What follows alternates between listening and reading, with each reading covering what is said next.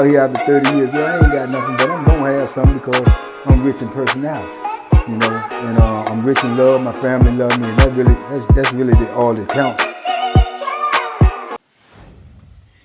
Yeah, man, he looked me right in the face and said, "Man, let's get him."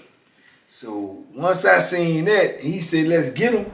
It's on. I mean, what else we gonna do? You know what I'm saying?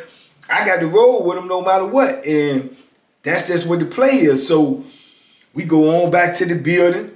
We go to the cell. We sell partners. We go to the cell. We assume the normal position, man. We start separating our stuff. Start packing up, putting our stuff in our own prospective bags or whatnot, because we already know that this situation right here could go foul. And if it go foul, we going to jail. You know what I'm saying? Or if one of us might get hurt, or you never know. You never know, because the situation is crazy. You know, when you go to battle, you go to war, you got to prepare for everything. You know, we don't know if somebody gonna help him. We don't know he could be an animal. You know, he a big boy. He can know something we don't know. So you never know. He could have that Bethlehem on him already. He talking like he ready. So you don't know. Like I say, when you prepare for war, you prepare for everything. So, boom, we separating our stuff, man. And man, look, man, at the same time, too, whenever you get ready to make a play like that, you definitely want to try to get away. You think you're going to get away. But in actuality, you ain't going to really get away, because somebody going to tell on you. Because if it get violent and if it get crazy, somebody going to tell on you. Now, mind you, this before the cameras, so they ain't got no cameras. So the witnesses are going to be eyewitnesses. And when they see you do something violent, especially if it's super violent, they may tell on the low because they don't want you around them, because now they know that you got the potential to hurt them if you and them get in an altercation. So they'll get rid of you on the slick. They'll write the note to say, "Oh, Banky did it. Banky and Dixon did it." They'll drop the dime on you, you know. So yeah, or the person that you dealing with might not be built like that. He may tell on you. You see what I'm saying? But in any event, you got to prepare for everything. You got to be ready. And that's what we was doing. We was getting ready, you know. And I was like asking, man, I mean, what's up, man? What we gonna do? We gonna whoop them or what? You know, because I'm talking about just, you know, just beat them down. You know, it's two of us. It's a big dude. I ain't into banking dudes. He ain't into banking dudes. But at the same time, you know, this is a different type of opponent. You know what I'm saying? And he racist, and he did some super credit stuff, and he running his mouth. So it's a different type of ball game, man. So he was like, man, I'm gonna hurt that fool, you know. So I can't argue with him. I'm like, all right. So I'm just gonna wait whatever he do, and I'm gonna back his play. That's my position, you know. So man, lo and behold, this big Bama, he come back, man, and he actually goes and gets on the telephone. Of all things in the world, like, I don't know if he greens the penitentiary or whether he just taking it as a joke, but he actually goes and gets on the telephone, right? And man, I think when Dixon seen that, it pissed him off even more. He just felt more disrespect, you know, that you gonna talk all that crazy stuff, that killer stuff, and then there you come right back, you ain't even paying me no mind, like I'm playing, like I'm somebody to play with. So I think that infuriated him more and just put him more in a fit of rage. So next thing you know, I see he over there on the phone, and man, Dixon go over there to him on the phone and just start giving it to him, man. I'm talking about that Bethlehem there. I'm not talking about no punches. I'm talking about that Bethlehem. So he scream and he holler, he turn around, ow, hey man, wait a minute. Dixon, no, you, and I really jive like save him, if you want to say save him, because I stepped in because, like I say, that Bethlehem a different animal. So I pushed Dixon out the way, but I got a mop ringer. I got the big old mop ringer that they use, the old mops you might see on a commercial or something like McDonald's, where you use it, rinse the mop out. It's made of plastic and steel. And yeah, they had these in prison back in the days. So I pushed him out the way, and saved him from getting a couple more shots at that Bethlehem, which you never know where it might hit or what it might do. Puts him out the way, and I started hitting him with the mop wringer. Mop, mop. And I hit him, he put his arm up there, man, and I can remember the joint hitting his arm, and it's like, boom. It's like broke his forearm, his little piece of bone was sticking out, and he just yelling and screaming, and I clucked him a couple times, and then I pulled up off him too. And then our other homeboy, he see, and that's how stuff crank up in prison, because the dude case was so big and so many people had so much hatred for him, and then he bragging and talking about it like it ain't nothing, that everybody probably wanted to do something to him, but ain't nobody really want to take the risk or to get in trouble for doing something to him. But I guess now when they see that he getting the business, and they probably ain't gonna never get a chance to do nothing to him no more, so I guess they want a shot too. And my other homeboy, he runs over there, man, and he give him a couple of shots too. Hit him with the old lock in the sock joint. So man, he took a brutal.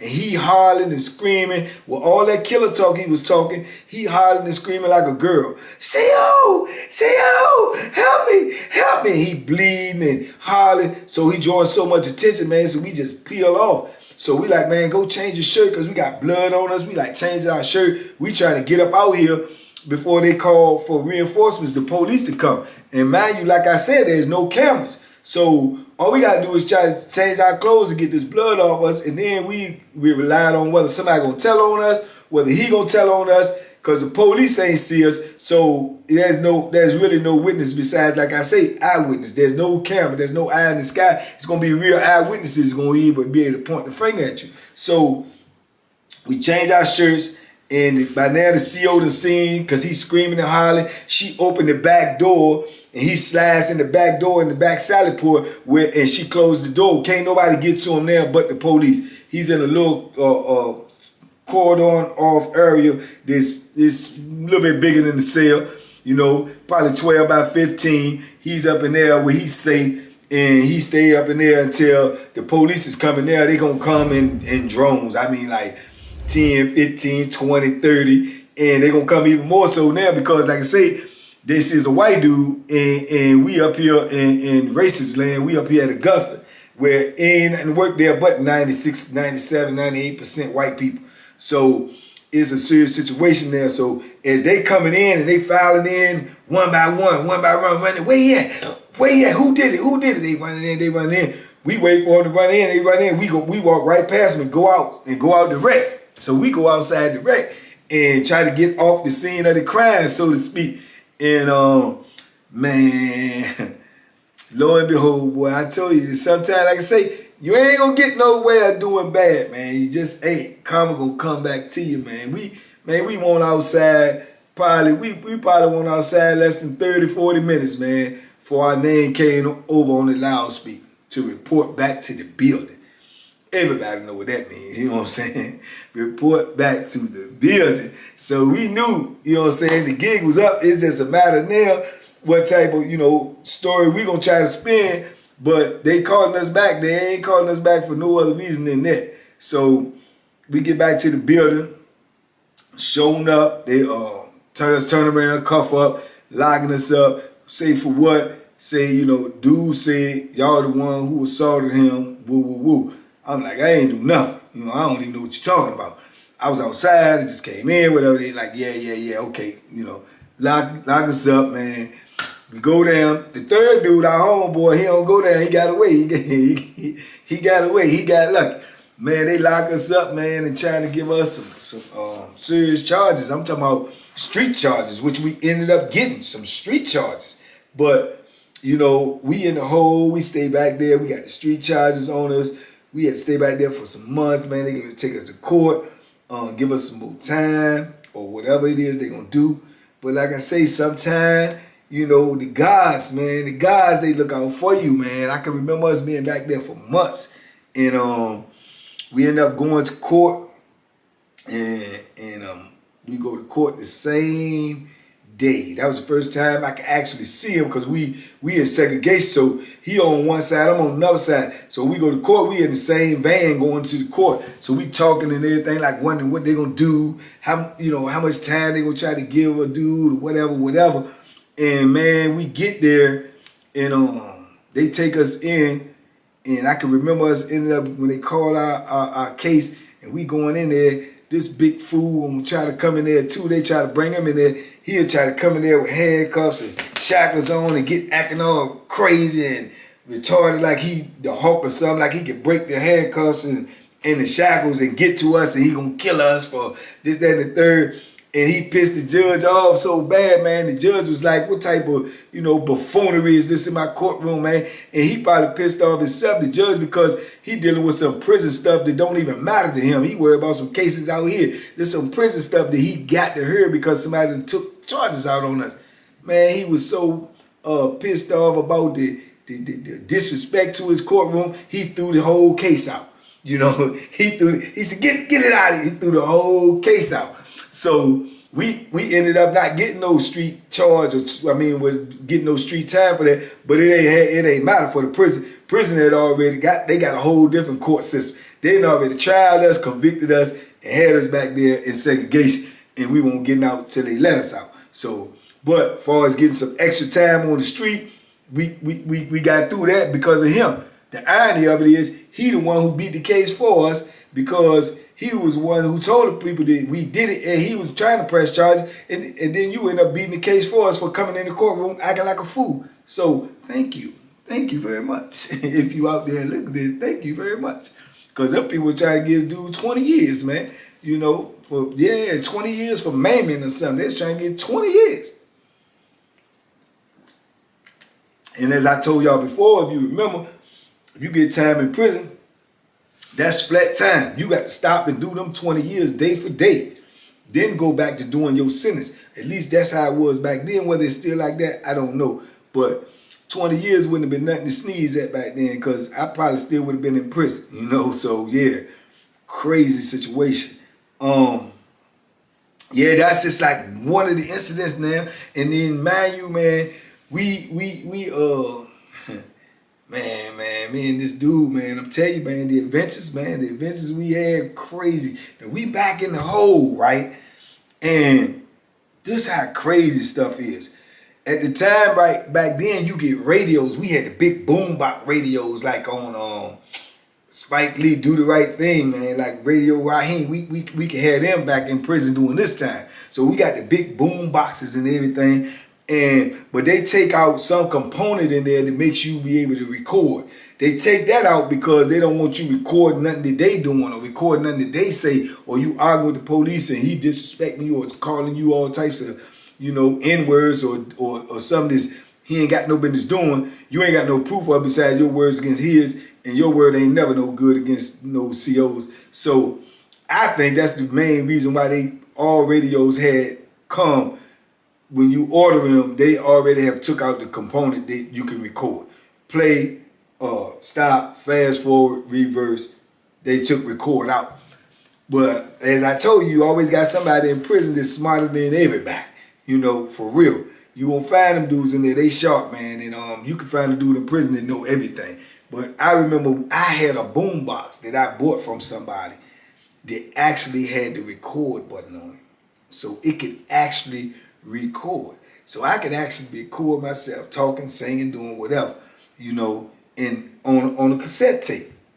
So while we in segregation, you got housemen that can come out sometime and move around. They actually work out of segregation. So they can move out and about even though we in segregation. They sweep up the floor, get the trash up, help pass the trays out or whatever. Then they go back and they say they might actually be in segregation too, or they might actually work back there. So if you cool with one of them, you could usually try to get them a little letter or what we call a kite that pass to somebody else, or send a word out to population, or do something like that. So man, at the time I got the tape cassette that can record. I would record messages on the tape cassette and just hand him the tape cassette, and he'd take it to Dixon. Dixon would take and write a kite back and respond. It was saving me from writing, but he had to write back, but he could get the cassette tape and just listen to me.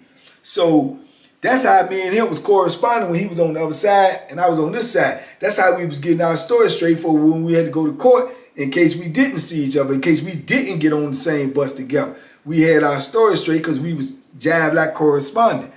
Now, man, this show you how snake people are too, man. And this is some of these dudes be so state struck, man, and they be snitching at such a high level that it's just crazy. You know, I can remember, man, we was doing that, and then Dixon had beef with a dude on the yard. Dude that came on the yard that he had beef with on a previous institution was like sending threats to him. Like, you know, I heard you here, and next time I see you, you know, yeah, you gonna get it. Because he might have been doing it too because he might have thought with the case that me and Dixon had on the white dude that we might not be getting out, because situations like that go wrong, they'll keep you back there for a long time until they can get rid of you or send you somewhere else. But being that the white boy never came back on the compound, it's a shot that we going back out there. So, because they moved him and not us. So the dude probably thought he won't coming back out, so the dude and came over there, and now he heard Dixon back in the hole. He's sending threats, telling me he'll do this, he'll do that. So me and Dixon back there talking about the situation, like, well, when we get out, what if we get out and this dude out there, he got some partners or whatever. If he want to smoke, we gonna give him the business or what? So we like, yeah, you know what I'm saying? That's what it is. So I can remember having the tape. So I make the tape and tell him, and I'm telling y'all, this is real talk. I didn't say no more or less than what I'm gonna say. I said to the effect that, okay, look, man, the dude out there, man, he ain't no need to talk about it a whole lot. When we get out there and he in the same building we in, and he talking that trash, you know, all you gotta do is get him and whoever he got, his partners or whatever, tell him come up in the stairway, you want to talk to him. We get up there, we talk to him. If he get to acting foolish, we give him the business and leave him right there. You know, that's it. We don't do no whole lot of talking when we get out there, man. If that's what's going down, that's how it's going down. So I send him the tape. I'm waiting for his response. Man, the next day them people come bum rushing the cell and running the cell and take my radio. You know, they done ran over Dixon's cell and, you know, looking through all of our stuff, reading our letters and whatnot. Somehow, they done got a hold of the tape and listened to the tape, right? Now, the dude who passing the tape claiming he, you know, they stopped them and shook them down and they got the tape. Why would they do that? And then if they did, why would they go listen to it? Because it's on the tape saying it's a song. It's whoever made the tape at the time, whoever it was that we was listening to. So why would they even go listen to it? It's something that he did and went and told. I know he did and we know he did. But dudes be doing that to get little brownie points and keep their little fake jobs and everything. But it's crazy. But they got the tape. And don't you know them people listen to that tape, man, and try to give us a conspiracy to commit murder charge. They say we was going to kill the dude when we got out. Man, you can't make this stuff up, man. Them people gave us a conspiracy to commit murder charge. And they was trying to turn it into a street charge. But the people in the courtroom won't even having it. They was like, that's not enough evidence for that, you know, to get, no, we can't, decipher. That's what they was talking about. So they had actually took it to them, though, and tried to get us indicted. But being that they couldn't, they were so upset and pissed off about it, they definitely stuck to the prison charge, gave us a prison charge of that, and convicted us of it. And had us back in the hole even longer, man. And then they even had put on our paperwork that they wanted us on keep separate because they were saying, like, when we get together, that we just, create havoc. And, man, and there's always somebody, getting hurt or some blood trail behind us when we together. So they try to put us on the keep separate list when we ain't had no beef. Usually they put people on keep separate list that got beef with each other. They try to put us on the keep separate list, man. It was some crazy times and crazy situations, man. I remember that, man, like it was yesterday. And me and him recently was talking about that, man, that them people actually gave us a conspiracy to commit murder charge for a cassette tape. For a cassette tape. And then when we get in there in the bootleg, what we call jackleg or kangaroo court, and we up in there with them, and I'm asking them, they tell me something, that's me on the table. I said, that ain't me. How is it me? Prove it's me. Oh, we know how do you know my voice? You're not a voice analyst. You don't know my voice? Man, it was just crazy. But they convicted us without hesitation, man. But that's just another incident, like I say, in many of the crazy incidents we've been in. Just one more off the top of my head, man. Just set the tone for the type of life that we was living at the time, man. I can remember also too, crazy situation, man, with us being on, we was on Greensville this time. And we were cell partners again. And I can remember this dude sending word up there coming to me and tell me, man, this dude told me give you this, man. He said your cousin. So I said, my cousin? And I don't got no family down here up in there like that. And I'm like, you sure? He said me? He said, yeah. He said, Bank. So I get it, I open it up, I read it.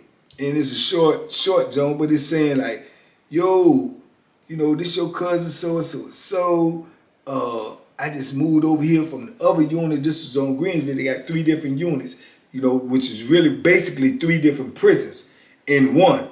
But when you in one of them, you ain't gonna really correspond with the other one. But you could get moved in that same infrastructure and it'd be considered like a transfer. So he was like, I just got moved over here. We like a C unit. He's like, I just got moved over here from B unit. Yesterday, I got to come out on the yard this morning, man. I got moved over here, man, because I had some beef with some New York dudes and their partners over here. And they just sent word over here to them. And like they supposed to make a move on me when I come out there. But you know what I'm saying? If you can have my back, come out, man. You know, you my family, you cuz or whatever. So I'm like, I don't know this dude. I mean, you know, Dixon asked me, you know him? I said, nah, I don't recognize the name. But man, you know, I've been gone so long that if he is my cousin, I don't know. What he said his last name is, I do know some people, you know, there's some kin to us with that last name. Whether he is one, I don't know. You know, so by me just being it being unknown to me, I said, well, we're gonna go out here and see what's up. So if we going out there though, we know the New York dudes, we know them. We actually cool with them, but they serious cats. They'll do something. You know, this could get ugly. Now, if he is my cousin, even though I know these New York dudes and I'm cool with them, if this is my family member, then this is where my, you know, alliance gonna go to. And wherever my alliance go to, that's where Dixon alliance is gonna go to. Whether we cool with these dudes or not, with actuality, I was cool with him. Dixon was super cool with him. So we said we going out there to see what the business is. So we get scrapped up, get that Bethlehem, never leave home without it, especially in the penitentiary. And especially on Greensville in them 90s. You be a fool. So, man, we go out there and we see the New York dudes. They on call, they on post too, they ready. So we pull up on the New York dudes, man, and we pull up on them, we ask them, man, look, man, you know, yeah, man, he did this, that, and the third, man, yeah, he got to pay for that, woo. So I'm like, boom, what? They are like, well, why you asking? I'm like, man, let me find out what's going on first. I think this might be my people's, man. He said, what you mean? I said, man, this might be my family, dog. You know what I'm saying? I said, be my family, man. I can't let that happen. I can't let nobody do nothing to him, man. You know, especially not on that type of level, like y'all trying to hurt him. I said, now, if it's something he did wrong and he is my family, if somebody want to see him one-on-one, you want to fight it out, that's good. You know, man to man, mano to mano, that's cool. But y'all dudes out here, like y'all get ready to, you know, give him the business. And if he my family, I can't allow that, you know. So he was like, oh, Banky, this, he said, do you know for sure? I said, I don't know. I'm trying to find out. Until I find out, let's put a pause on this stuff. So he was like, man, like he was a little reluctant, but at the same time, I'm trying to let him know that's serious. I can't let you do nothing to my family, man. I just can't allow that. So while we actually in this conversation and negotiation, the dude come out. He come out the building, right? So I don't even know what he looked like. So the dude say, oh, there you go right there. So I said, well, he said right there. So I said, oh, hold on, let me go talk to him, man. So while I go talk to him, Dixon is talking to them. It's like about 4 or 5 of these cats. So Dixon is talking to him. The main one that's just trying to get at him, he talking to him. So I walked in there, I hollered at the dude. I'm like, man, what's up, man? He was like, boom, he knew me from sight. He was like, what's up? You know, dap me up, give me a hug and everything. So I said, man, you say you my cousin? He was like, yeah. And he started calling out people in my family that I know. But I don't know, that don't really prove nothing. You could know, you could be from around where my people at. So I'm like, yeah, well, who you some kin to? And he started calling out people I vaguely heard names, but but I don't know these people and it ain't registering in my mind. And if they are some kin to me, they distant kin to me. So as I'm listening to him, dude's walking up to him. So I'm like, man, listen, till we figure this out, man, y'all need to talk this out, work this out. First of all, the beef ain't really with you, it's with somebody that you cool with. So you basically, you know, inheriting the beef and picking up a beef. Y'all just talk about it, man, see if y'all can come to some type of understanding. If it's some type of thing that can be settled, let's settle it. So he was like, okay. So he said, yeah, man, let me holler at you. So he grabbed the dude that's supposed to be my cousin. He actually put his arm around his shoulder and they take a couple of steps and they walking and talking, right? Excuse me. So I'm looking at him. So Dixon pull up on me like, what's up? I'm like, I don't know what the situation. He said, he's some kin to you or what? I said, I ain't sure, man. He knows some people I know. Before I could get that out of my mouth, I look, because I heard the little scrambling. I look, man, the dude done took, the New York dude done took and got his arm at his shoulder and then just took and swung and punched him in the face. Boom, boom, hit him. Man, dude pulled from up under that joint and pulled that Bethlehem out and started lighting him up. Map, map, map. He bagged on. He got hit one time like close to his face, like right up in here. And then the other one in his shoulder and in his chest. So he bagged up and dude coming out and he said, yeah, what's up? What's up? So boom, man, when that joint jump off like that in prison, it's serious. I mean, it just can happen just like that. So when that happened, the New York dudes, they pull out, they start scrambling, moving around. So now, we don't know what to do, but if you hesitate in prison, then you gonna die. So we pull out. So we like hesitate, like get ready to hit each other, the New York dudes and us, and we know each other. But we like, man, what's up? You know, because we don't know what's going on. Just like that. That's just how fast things can pop off and get deadly serious. So we all squared off out there, but we know each other. We not trying to hurt each other, but at the same time, we in a dilemma. We like, well, man, what's up? So we trying to watch them, and boom, man, said, man, look, man, everybody pipe down, pipe down. So dudes is tucking their stuff, but holding, but they still ready, and we trying to find out what's going on with the two, cause he done got hit, he bleed from the face and neck, and he started walking up on dude, and dude bagging up saying, you better go ahead, you better go ahead. I don't know what he was thinking. He started like trying to be, you know, I don't know what you want to call it, invincible or like so he know everybody looking there because people is watching the whole situation. But he like, you gonna stab me, you stab him. But he walking towards the dude and dude bagging up because he see, you know, the odds and stuff out there. But he done already put that Bethlehem in him. So he got it in his hand. He said, if you walk up on him, I'm gonna kill you, man. I'm gonna kill you, you better back up. So he slow walk, he ain't like rushing him. He like walking to him, talking like, oh, why you do that? Why you do that? He said, you hit me, you know, which he did. So next thing you know, now they done call the police. So the police come running out there. They coming from everywhere. So now everybody got to tuck their stuff because they see you with anything, you going down too. Like I told you, we in the era with no cameras. So everybody tuck their stuff, man, and they moving around, and the police come out there, and then they see him with that, and they come out there super deep. They make an extra call. It's like 30, 40, 50 police out there. He's still standing out there with the thing in his hand right there on the boulevard, and dude steady trying to walk up to him. So they telling both of them, y'all better stand down. They done put a mace out, they got their sticks, they ready and everything. They said, man, give up the knife. So the dude is bleeding. They tell him, come on, man, you better go to medical, you bleed. You better go to medical. So he eventually relent. He walk away going to medical, still running his mouth, telling him, man, I got you. They take him to medical, but now they got dude out there, he got the knife. He's scared to give up the knife. They telling him, you don't give up the knife, they give him the bum rush, and they gonna give him the business. So I'm telling him, man, get the people the knife, dog. Just give him the knife. They got you already. Give him the knife. Ain't nobody gonna do nothing to you. They ain't gonna let nobody rush you or nothing. He's scared, I think, that they gonna rush him, try to stab him as soon as he give up the knife. That ain't gonna happen. That's the police out here. It's 100 police. You know what I'm saying? So he eventually give up the knife, man. They take him, man. They lock him up, man. And man, it just was a crazy situation. Me and Dixon ain't get locked up. As soon as that happened, as soon as they grab him, we flee the scene so we could go get rid of the joint up off us in case they want to start patting dudes down and try to shake dude down and find out what you got on you. So we go, we get rid of it, man. And the craziest part about that story is the dude is actually not no kin to me. He's no kin. He know my people, but for him to be, he's not actually kin to me. He just grew up around my family. He know people, he know names, and he used that and my name for to give him that protection and little leverage he had and needed on the yard. And by me not knowing myself, by me getting out there, I was almost, or wasn't almost, I was actually in a deadly situation, a deadly confrontation that could have went bad, for me. Either way, if I prevailed or not, it could have went super bad, man. Crazy. But the thing about that was, Dixon was on call. Just by him not even knowing, by me not knowing, I'm making the move because this is my family. He doing the exact same thing. That's the loyalty. He making the move because I'm his family.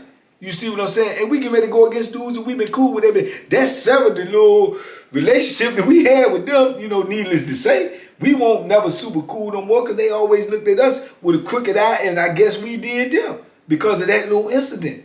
You see what I'm saying? Crazy situations, man.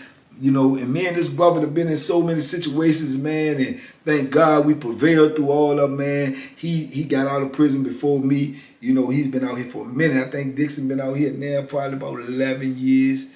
And y'all know I ain't even been out here too.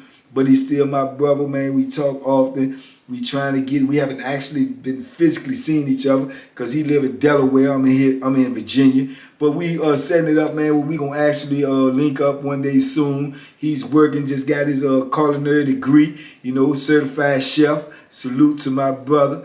Hopefully I'm gonna bring him to y'all soon. Maybe we can sit down and tell y'all some more stories. It's a lot of them. So if y'all want to know more about these stories, I put this as volume 1. So if y'all want to know more, y'all got to let me know in the comments. And if you do, there'll be more adventures, of Banky and Dixon, man. Because, like I say, I've known this brother from the beginning, the inception of my bit, man. At least since 88. So, yeah, my long-term friend and brother, man.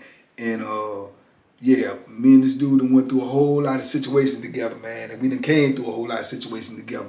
And we got some crazy stories to go along with it. So y'all let me know, man. That was just a couple, just to introduce y'all to him, to let y'all know what type of stuff me and him went through. In case y'all want to know more, you let me know in the comments. As always, man, I appreciate y'all for rocking with me. Please subscribe if you have not subscribed. Check your stats and see if you have hit that bell. Hit the like button if you like this content. Share this video. Talk to people about this Banky Pound movement, man, because that's what it is. It's a movement, man. We gonna get there one way or another. So y'all come on, join this ride, man, and y'all get with us, man, and roll on and keep this thing steamrolling. I appreciate y'all out there, man. I look for to see y'all in the comments, to read the comments, man, so I can correspond with y'all. And we gonna keep it moving, man. Much love out there. As always, be safe, be smart, make good decisions. I see you next time. Boom!